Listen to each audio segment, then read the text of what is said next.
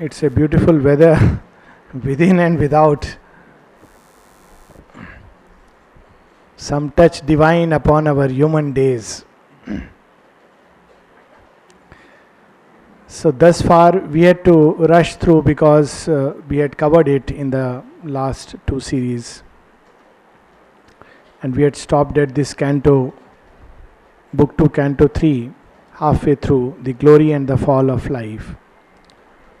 Now this canto in a sense lays the base for Sri Aurobindo's yoga, his special effort. In the synthesis, in one of the passages, Sri Aurobindo raises this question that why should life be antagonized to the divinity that is inside us? This has been one of the issues, one of the questions that spiritual seekers had to confront. And always at some point one has found that this life does not express, in its very nature does not express the truth, the love, the beauty, the splendor that one experiences when one goes within. And seeing the great disparity between the two, spiritual seekers have often discarded this life as a bane, as a useless robe, as an incurable malady, at its worst a nightmare of the soul. But Sri Aurobindo sees hope, and the reason he says he sees hope is there is within life itself the seed of its own redemption. This is the words he uses. Because this life at its core, in its origin, is not this, but something which is straight an aspect and power and attribute of the divine. And that we can understand in a very simple way, that wherever there is existence, there is life. Life is not confined to earth or to breathing processes as scientists would make us believe. Life is not limited to these instruments that some people breathe and therefore they are living, and when breathing stops, life ceases. Life does not cease. It's only material life that ceases in a particular form. And there are many, many funny instances of that, including one where a woman was being taken to a burial. Recently we read it in the paper, and suddenly she got up just when she was being lowered into the grave and she said, I am alive, and then everybody rushed to the horror of everyone else. So there is, life does not cease. Of course in this case it rushed back into the material form. Wherever there is existence, there is life. And where is the supreme seat of existence? But in the Supreme Himself. So life in its origin is coexistent with existence. It is an aspect of the Supreme. The Supreme Himself is living Supreme. He is not a cold, mechanical, dead power, but a living reality. That's why we say divine is a living reality. So life has its origin there, but as it has come down, this power that has come down upon earth, like all other powers, it has changed itself and become so limited. And this is again understood from the order of the worlds and how these worlds are created. In each of the world, a particular principle or power is given a dominant position. All the other powers are there but subservient. So in the spiritual world, there is the principle of matter. There is a interesting prayer of the mother which is based on an experience where she says, earth, she ascends from one level of earth to another level and ascends to the 7 earths, and she sees this earth join with the Supreme. So when she writes this experience to Sri Aurobindo, he says, yes, it's a very true Vedic experience, but many mystics of today will not agree with this. Matter itself in its origin is divine. Its principle, because what is matter? It's substance which is condensed. The spirit as a substance. So that way, in the highest spiritual world, matter is there, life is there, even mind is there in their essence, but all subservient to the spiritual law. In the mental world, the spirit is there, matter is there, life is there, but subservient to the law of the mind. So if we were to enter the mental world, substance obeys thought. So if we think, substance changes itself. Desire must be clothed in thought. It must be subservient to the law of mind. When we come to the worlds of life, the predominant principle is not thought but desire. So in the world of life, native world, not in its height, we have even matter obeying desire. So substance there is of such a make that if you desire, matter changes its shape. And we have many instances of this, and it has many practical implications.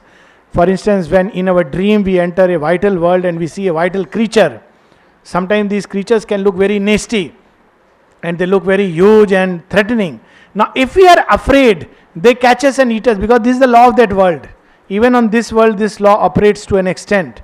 That's why we should not be afraid of swine flu. I am telling all my patients and now officially declaring, please don't be afraid. Because the more we are afraid, the more it catches us. So, nevertheless, in this world, if we are afraid, it just attacks us. And if we face that creature with fearlessness, it becomes very small and tiny. Because that is the law of that world. Matter there, substance there, obeys this law. But in the world of matter, this Parthiv Jagat, Martlok, or this physical world as we know it, everything is subservient to matter. The spirit is subservient to matter. That is why even when God takes a material flesh, He has to work upon it. It's not just that, we say, let there be light and there is light. When we are in this world, it has its own law, its own way of operation. So even when the divine works, the divine grace acts, it must act through the operation of matter and thereby change it. That's the beauty of this. It opens many, many new vistas of possibility. It's not a miracle cure always. Let's say if somebody is sick, one expects, I must be cured by a miracle. Maybe it's possible, but actually that is usually the superimposition of a higher law which for a moment cancels the lower.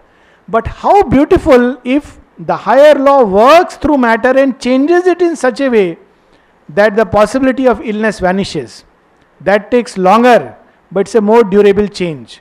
But here, spirit is subservient to matter. It has become like that. Mind is subservient to matter. That's why if we have a brain fever, we cannot think coherently.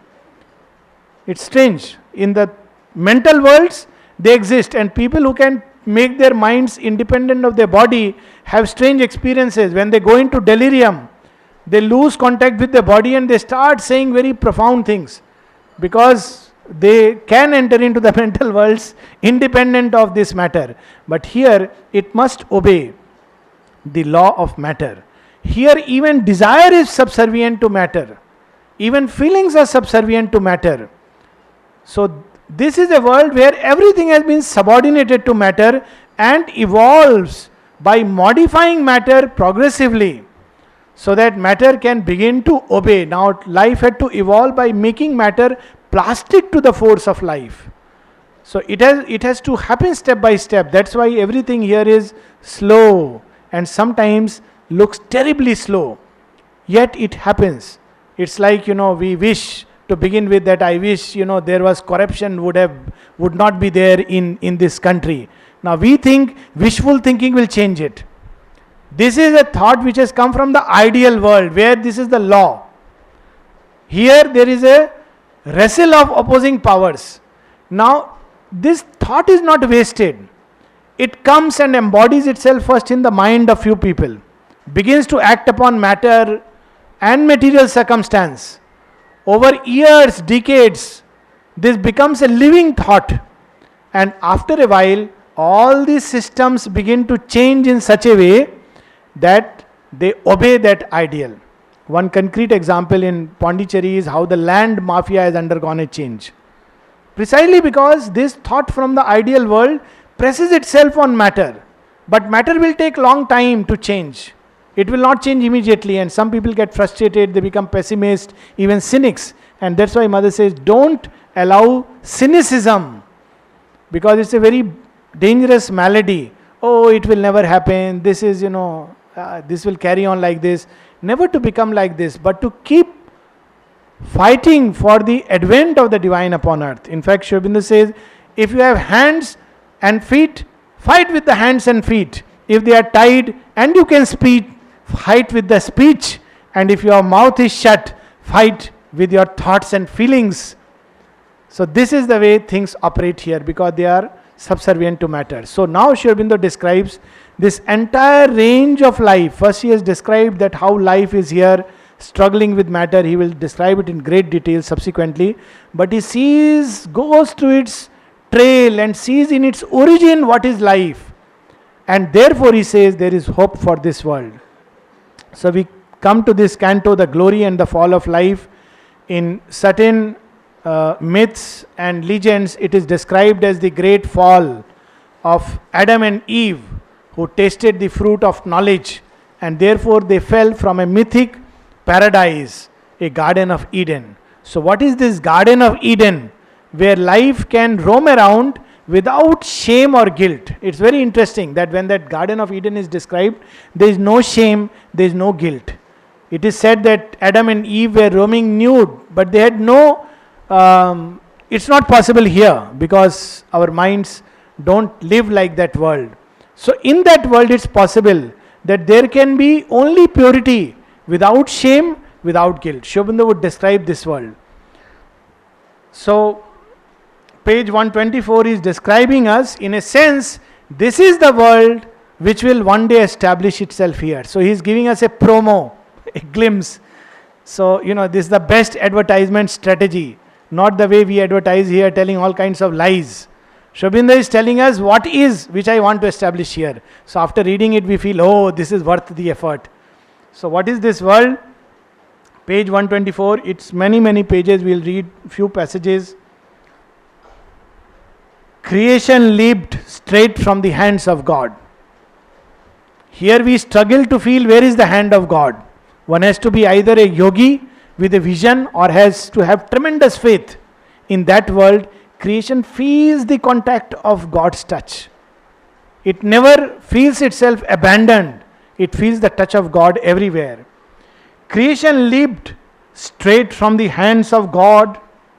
Marvel and rapture wandered in the ways. Only to be was a supreme delight. Here we have to do something to feel we are alive. Ask a person to sit quietly after a file. Ask him, how do you feel? Like, these TV channels go with mic.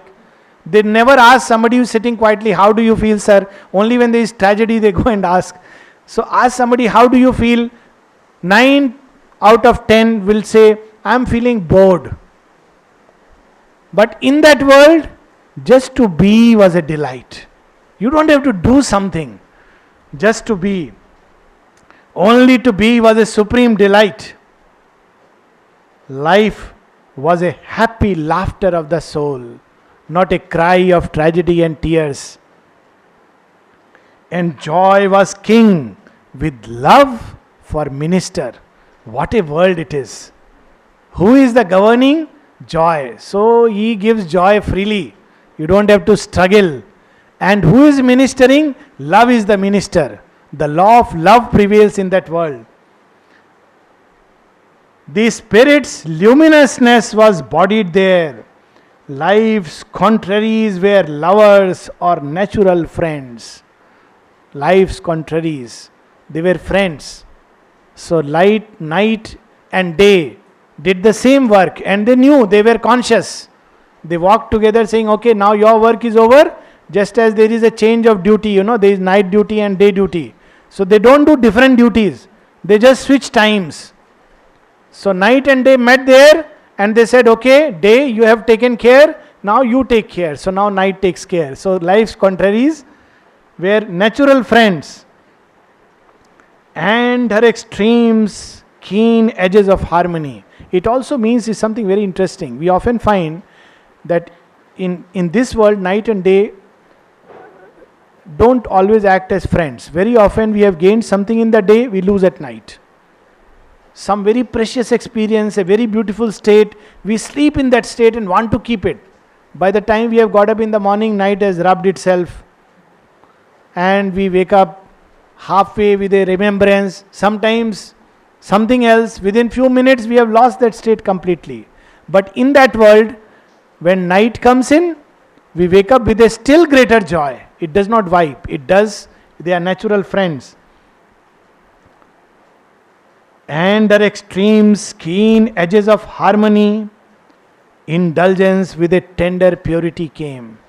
In that world, people are indulgent. The beings there are indulgent. There is no problem. We know how Aurobindo was indulgent because he embodied that divine life and divine love here. We become, very harsh. But he was so indulgent in describing the Deva nature. Aurobindo one place says, the gods are indulgent without laxity or weakness. Because their indulgence is strong. It knows, like when parents bring up children, they are indulgent with fear. They don't know how far to go. But grandparents are indulgent more. They have much less fear. They say, yes, we have seen. Your dad has also grown through all this. So their indulgence comes with that knowledge, with that strength. So he is telling us, indulgence comes with purity here. Indulgence with a tender purity came and nursed the God on her maternal breast. There none was weak, so falsehood could not live. Here when we are indulgent, if the person is weak, then it nourishes weakness. Human beings become dependent on indulgence. But there is no problem. You may indulge to any extent, but it's a world of strong beings. So their indulgence only adds to the charm and beauty of life and not dependency. Ignorance was a thin shade protecting light. Imagination the free will of truth. Pleasure a candidate for heaven's fire. Not here. Here if pleasure is almost regarded as a sin, and in some extreme demonic philosophies, even to feel pleasure is something which is banned. And to be divine or spiritual, you must wear a mask of graveness. If you are seen laughing, that means there is some problem. You should not be laughing. Aurobindo describes the worlds of darkness and he says, laughter was banned there. Because you cannot laugh. You must be always serious. So, we have fortunately Aurobindo and of course the mother, some of her pictures in the playground, such a laughter, and in one of her later talks she says, after I come back from the supramental world, my child, everything here looks so amusing. And then she says, I was seized with an uncontrollable laughter. Everything here is so artificial, so false. She says, I was seized with an uncontrollable laughter. There is one of her pictures of so-called old age when she is loving and almost bursting out with that laughter. And she uses the word, the son of divine laughter. So, here we have pleasure a candidate for heaven's fire. The intellect was beauty's worshipper. Here they are divorced. Intellectuals are supposed to be very cold. They are not supposed to talk of beauty is sentimentality. Love is a weak sentiment. Don't talk of all this. If you talk of all this, you can't think. But there they are not divorced. One can think with the highest thought, and yet one can be instinct with love and beauty. But not here, because here they are supposed to be opposed to each other. The intellect was beauty's worshipper.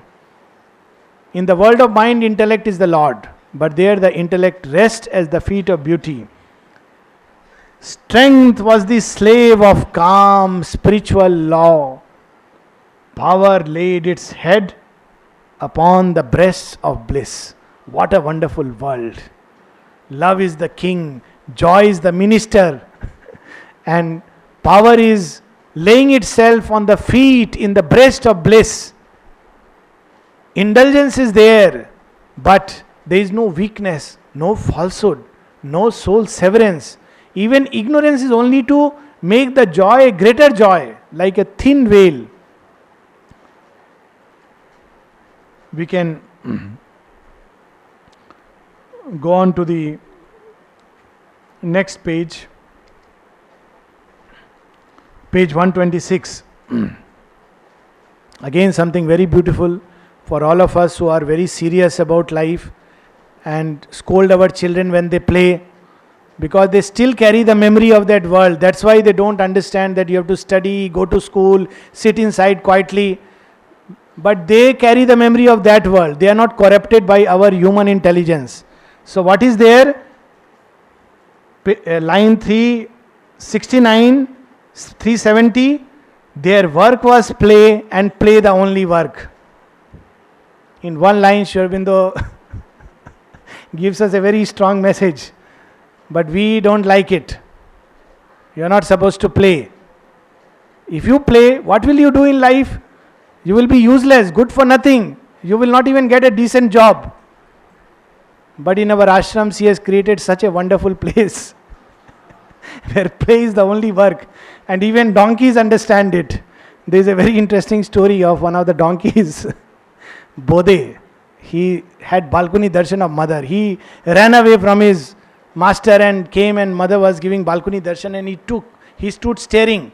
So mother asked for that donkey. So Udarda brought that donkey and he was taken to mother, and he came happily and lived here.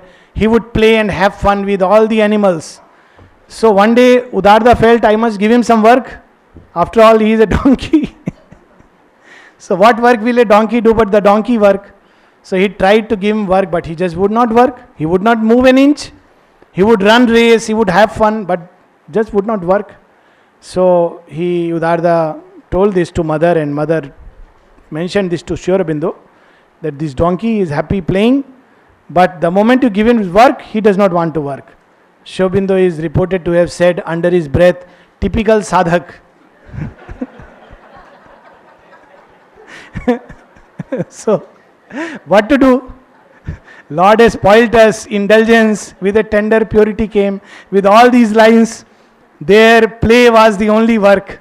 So the only work in that world. But the problem here is, here we have to first establish that state. So though we experience that state of bliss and playfulness inside, this world is not yet completely molded by that law. So we have to work. This is the irony. Their work was play, and play the only work. The tasks of heaven a game of godlike might. A celestial bacchanal forever pure, unstayed by faintness. As in mortal frames, life was an eternity of rapturous moods. Not like here. We are tired of too much happiness. In fact, when we were children, we were told, don't laugh so much. Because if you laugh so much, you will be unhappy the next day. This was told to us. And some of us must have wondered, why? Why should it be like this? There is almost like a curse laid on life, that if you laugh so much, you will be unhappy. One of the persons who had come to see me once told me, since childhood, she was struggling with this problem because her parents kept telling her, don't laugh like this. It is not good to laugh. Girls should not laugh, blah, blah, blah. But in that world, one could laugh and be happy and would never be tired of happiness. Here we are tired of rapture. Here the law is, we have need of grief to feel a little joy, and need of darkness to perceive little light. But Aurobindo wants to establish that world here. How beautiful. And something which we all would like. Age never came, care never lined the face. The reason for aging is not in the molecules which fashion products are popularizing. Vitamin E and this and that. Age comes here because care lines our face. We can't help it. We live in ignorance. We don't have knowledge. We don't have power. We don't have the delight. Therefore, at each step, we have to struggle. And all the lines on the face and the wrinkles and all the things are nothing but sign of that struggle. Constantly human beings have to struggle from childhood. And whether we use all the physical products which are fanciful products which are available, all the fanciful creams, even the plastic surgeries which recently this man underwent, and yet age comes. Age is not in the face. Age is in the heart and the mind. Because we can't help it, care lines us and lines our face. So we have that world, age never came, care never lined the face, imposing on the safety of the stars, a race and laughter of immortal strengths, The nude godchildren in their playfields ran, smiting the winds with splendor and with speed. Who were their friends? If there is a storm here, we feel scared.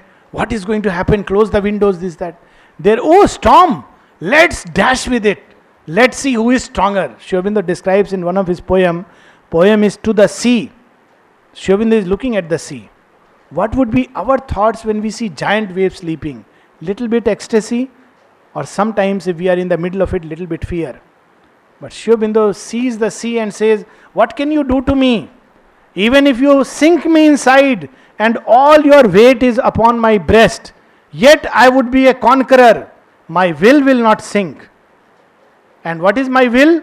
To tame thee, O sea.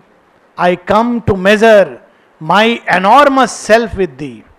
That is the spirit in that world which he wants to establish here. So,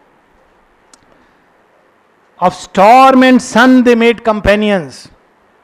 The mother has spoken literally of making friends with the sun. How nice if we could make friends even with the storm. If storm and rain and sun could become our friends and companion. Not we are scared, this may happen, or pneumonia may happen, this virus will catch us more. Why this law is operating here? We don't know. Of storm and sun they made companions, sported with the white mane of tossing seas. So all this rafting that we do here is from that world. Their rafting is the way of life. People go to the sea and do this rafting, and river and do rafting, and this, what is that sport called? Surfing, wave surfing. So all this surfing and rafting is a way of life there. If we go there, we will get an immense chance to do surfing. Why? Because sported with the white mane of tossing seas, slew distance, trampled to death under their wheels, and wrestled in the arenas of their force. Imperious in their radiance like the suns, they kindled heaven with the glory of their limbs. They are not scared of death. And that is why even here upon earth, when something of that light touches here, we become fearless. We become instinct with the sense of the immortal. Life is immortal in its origin. By its nature it is immortal. It allows death for its play. In fact, life has become death. Assume this mask for the play. Life is immortal. What can slay life? There they are conscious of it. And even here in earthly life, when even for a while some human beings face this touch. We had this Kargil war where they were young heroes sporting with death, enjoying it. They were cancelling their leaves to have the holiday of a fight. Who will go first to the hill? They know that they are facing death. They were not sentimental fools, but they were receiving that touch from this higher world, the touch of a greater glory which sometimes breaks through our mortal flesh. Wrestled in the arena of their force, imperious in their radiance like the sun, they kindled heaven with the glory of their limbs. The next page, somewhere in the middle we'll go. There was no falsehood of soul severance. Their oneness was the law. So if here life, we become very unhappy if something is succeeding, if somebody is succeeding, because we first thought is, why didn't I get that? So life here has become a hunger because of separativeness. That is why the Upanishads say, hunger, that is a death, is the law here. Why there is hunger? Because there is severance. It's me and you and him and her and everybody. So each wants it. Because it is separate and it is instinct with oneness, the only way we can create oneness is by swallowing, devouring, occupying, possessing. And while we are occupying, possessing, swallowing, devouring, something more powerful than us is busy swallowing, devouring, possessing, occupying us. So the law here is that the eater eating himself is eaten. Because of the severance, because of the ignorance. We can take another very simple concrete example. If I don't know someone and somebody takes away my thing, I feel unhappy. I means a figurative term. But if that something is taken away by someone whom I regard as my own son. I am happy. It's so strange. In both cases, something of mine is taken away. Now imagine if I had two children and two took away two of the things, very precious things. I am happy. Why? Because they have not gone anywhere. They are with me, with a greater me. I am happy to die with that. And imagine if we lived in a consciousness where there was no severance at all. Everything was part of itself. Then where would be this need of possessiveness, death, and hunger, and the falsehood that creeps in through that? So here, this world is, there was no falsehood of soul severance. There came no crookedness of thought or word. It comes with ignorance. Because human beings are ignorant and we want this and that for our solitary self. Therefore, we indulge in all kinds of crookedness of thought and word. To rob creation of its native truth, all was sincerity and natural force, because the vanquished and the victor are one and the same. So there is no problem whether we fall or we rise. We are still divine. There is a little poem of Aurobindo where he says, even in rags I am God, fallen I am divine. This is the experience there. So there is no need of crookedness. Who is falling? From whom we are hiding? It is all aspects of ourselves. Their freedom was sole rule and highest law. That's why today's children have a cry for freedom, because that world is trying to express itself. They want that. They say, why not? But just about 2 decades or 3 decades or 4 decades back, freedom was abhorred. Don't talk of freedom. You must conform. Follow what others are saying. Follow the norms of society. Follow the dictates of the parents. Follow what is there in this or that scripture. But in that world there is no need. In that world, freedom is the highest law. So today's children demand freedom. Why? Of course, again, like all things, it shares the deviation that comes by ignorance here. But in that world, freedom is natural because there is no crookedness, there is no falsehood. Here it cannot establish itself because falsehood and ignorance have entered. But there it is native. Their freedom was sole rule and highest law. In a happy series climbed or plunged these worlds in realms of curious beauty and surprise. There is not one world of life. Many, many worlds of life climbing. Aurobindo says, like a sea foamed, like foam of the sea climbs, like staircase climbs. In realms of curious beauty and surprise, in fields of grandeur and of titan power, life played at ease with her immense desires. 1,000 Edens she could build, nor pause, no bound was set to her greatness and to her grace and to her heavenly variety. Here everything has many ifs and buts. If you want to create something, you may feel very beautiful things inside. But there are many limits. Is there space available? Is there money available? Do you have the sanction of the municipality? All these things will come into play, because in here all the forces are trying to express themselves. The lowest and darkest worlds and the highest one. On one side, there is the cry for freedom. On the other side, there is here, the cry for freedom comes from the highest worlds. Whereas there is the distortion of freedom into something very, very perverse and wry. On one side, there is the cry for love. On the other side, love moves here wearing the mask of hatred and jealousy and possessiveness. Because this is the meeting point of all the worlds. But not there. And now Aurobindo tells us on the next page, after describing this world of bliss, he saw and felt its call. He sees this world, Rashupati sees. He sees that what has fallen here is its origin that. The best example is how Ganges, there is a place called Ganga Sagar where Ganges are meeting the ocean. It's really very dirty. And if one looks at it, one wonders, is this the Ganges which we call as purifying Ganges? If somebody picks up water from there, one would wonder whether I should drink it or not. But this same Ganges, where is its origin? In Gomukh, where it trickles drop by drop with pristine purity. Not even there. The legends would tell us this Ganges has its origin in the Kamandalu of Shiva and in the Kamandalu of Brahma and in the Jata of Shiva.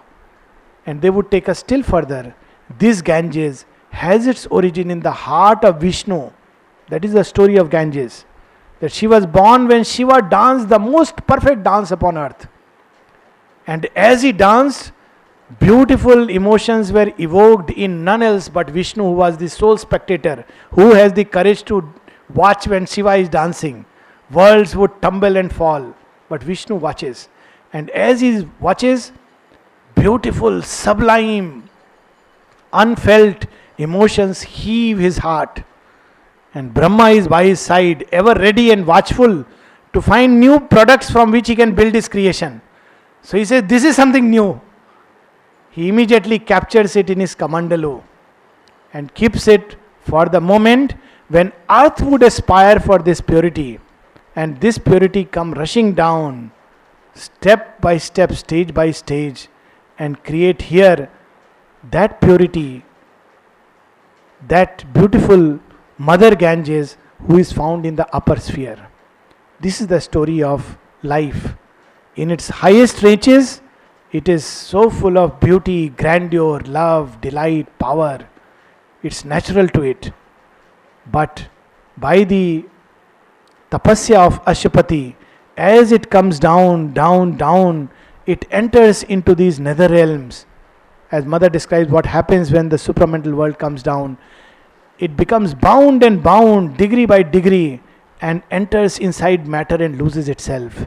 But then it would recover. And that Sri Aurobindo would tell us later, just a few lines later. But now Ashapati sees this world, but finds no entrance as an embodied being, but found no way to enter into its joy. Across the conscious gulf there was no bridge. The only way is to either enter into trance or after death. You can see it here from afar, glimpse it as a far off ecstasy. But consciously one cannot enter into this world with an embodied state. Across the conscious gulf there was no bridge. A darker air encircled still his soul, tied to an image of unquiet life. The life that surrounds us here ties us down. And the only way, as the mystics found earlier, but Sri Aurobindo would say, no, there is a greater way, was to cut the knot of life and the knot of pain and plunge oneself and lose oneself into that ecstatic life in the beyond. So he is not able to find, in spite of yearning mind and longing sense, to a sad thought by grey experience formed. Even a great mystic like Mirabai, who could feel the touches of that ecstasy embodying some touch of Radha in her being, says in one of her moments of deep longing, Jo mein ऐसो जानती प्रीत किए दुख होए नगर ढिंडोरा पीटती प्रीत ना की जो कोए. If I had known that love and longing for thee would leave me through such anguish and pain, all that I would have done was to declare to the whole world, never ever love, because love leads to pain. This is the law here. Even one like her, what was the recourse left for her? Abandoned by the kingdom, abandoned by the husband. That's what they say, that there is a curse in that area because they abandoned Mirabai. It will remain dry. Hasanandji will tell us the story. Abandoned by everybody and everything. She had no choice but to merge in her deity. This was the yoga of the past. You saw and felt that bliss. You longed for it, but you cannot establish it. Here there is a life of unquiet seas. The only way was slowly either cut yourself or you are abandoned. The two amount to the same thing. And you ultimately merge in that, abandoning life, abandoning this mortal cloak, like Kabir did, like many saints did, and said, I have kept the robe just as it was. No big deal. What Sri Aurobindo is trying to do is something far greater. So here we have, he is wanting to say, why shouldn't the robe be of that texture? Although he once had felt the eternal's clasp, too near to suffering worlds his nature lived. This is the sacrifice of Sri Aurobindo. Even if Sri Aurobindo wrote nothing, even if he did nothing for anyone outwardly, the very fact he chose to live in this human body after experiencing that glory is itself an act of deep compassion. His mere presence in our midst, we cannot imagine. We, even with a little bit, not inner assent, even outwardly, if we learn to use some good perfumes and wear some nice looking clean clothes, we would not like to sit with a person whose clothes are little dirty and who is smelling of earth's natural fragrance, that is sweat. We don't like it. We sit as if we are some special beings and the other person is a pariah. Imagine Sri Aurobindo with that consciousness coming in our midst, washing our dirty linen and living with us, becoming like us. So here we have those lines, too near his nature lived to suffering men. Later on Savitri tells that too far thy heavens for me from suffering earth.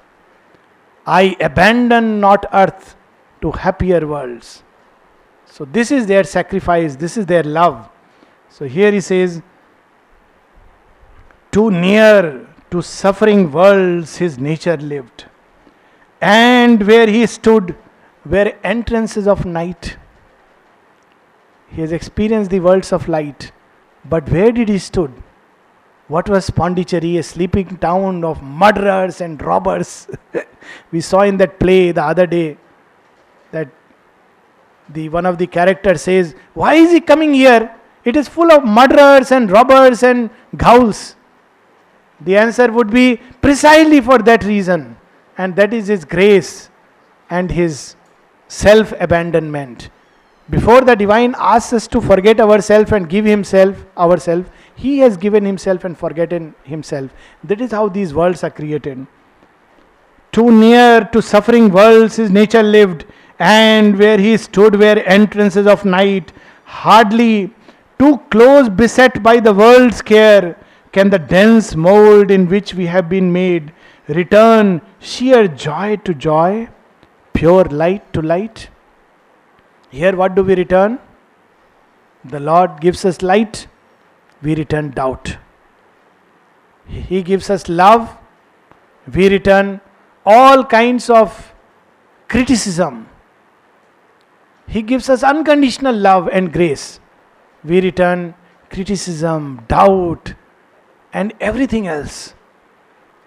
And yet, he chose to stay in this body. What it must have been, sometimes I feel really what it must have been a torment to stay in this body, this frame, so weak, so dull, compared to what he was experiencing. So here we have this earthly frame, but he was compassionate. He is compassionate because he knows this earthly frame is incapable. When people love us too much, we begin to doubt. What is his motive? And we are taught to mistrust those who love freely. There must be something hiding. It's not possible. If we observe somebody too much happy all the time, we again begin to doubt it. Has he lost his head? I always see him happy. There is some problem. I think we should refer him to a doctor.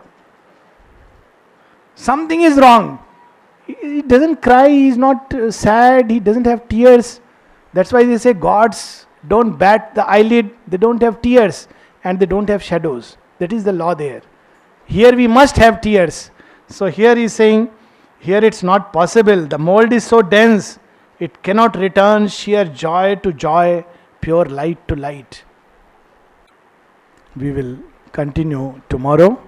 Why such is the law? Sri Aurobindo would reveal to us.